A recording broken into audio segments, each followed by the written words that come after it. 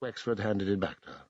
She replaced it on the table, let her eyes linger on her mother for a moment, a curious, faintly contemptuous look, and walked out of the room. He heard her feet going upstairs. "When did you expect your husband to come back?" "The Sunday night. I didn't think much about it when he didn't. I thought he'd stay another night, and he'd be back Monday. But he wasn't, and he never phoned." "You didn't phone the motel yourself?" "I wouldn't do that. I mean, it's a long-distance call. I haven't got the number anyway." "You didn't phone 7 Smith Harding?" "What good would that have done? He never went in there for weeks on end." "And you haven't heard a word from him for 8 days?" 5 days. I expected him to be gone the first 3. He would have to ask it. After all, she had called him in. "Is it possible your husband could be—" He sought for a word, and came out with a mealy-mouthed one he despised. "Friendly with some other woman?"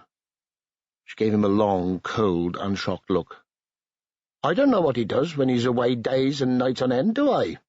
All our married life he's been away, selling as much as he's been at home. I don't know what floozies he's had, and I wouldn't ask." The old-fashioned word suited the room and Mrs. Williams' grey respectability. "Do you think we ought to do anything?" "If you mean by that.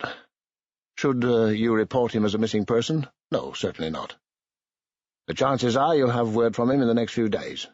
If you don't, I think your best course will be to see a solicitor, or go to your Citizens' Advice Bureau. But don't do that before you've been on to 7 Smith Harding. The likelihood is you'll find him through them."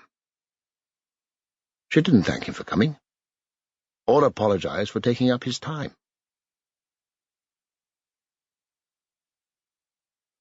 His wife was sitting in an armchair placed at the same angle to the fireplace as the chair Joy Williams had sat in a room of the proportions to the one he had just left. But there the resemblance ended.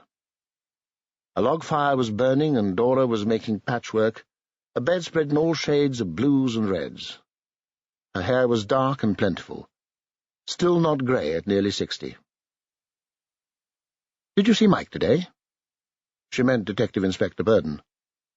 Wexford said no. He had been at court in Miringham.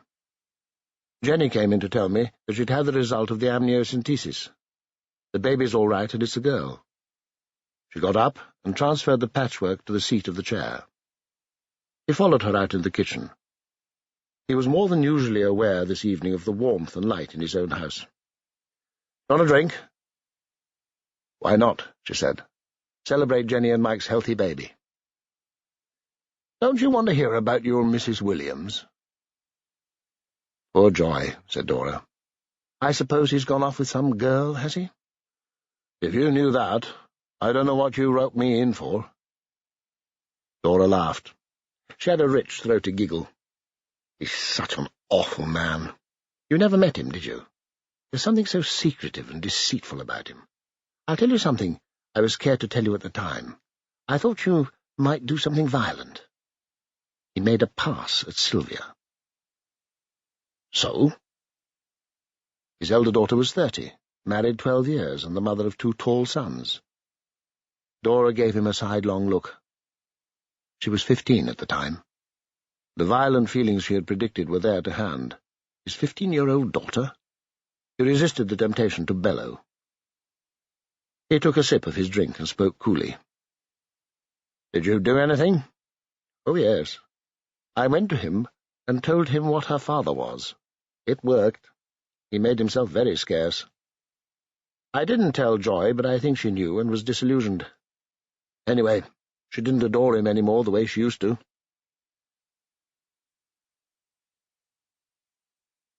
The firm of 7 Smith Harding had been founded in 1875 by Septimus Sevensmith, who called himself a colour man. He sold artist materials in a shop in the High Street in Miringham. Paints for exterior and interior decorating use came along later. Today the head offices in Miringham have more a look of a very refined antique dealer than the seat of paint-makers. Wexford knew Miles Gardner, the deputy managing director. A fortnight had passed since his talk.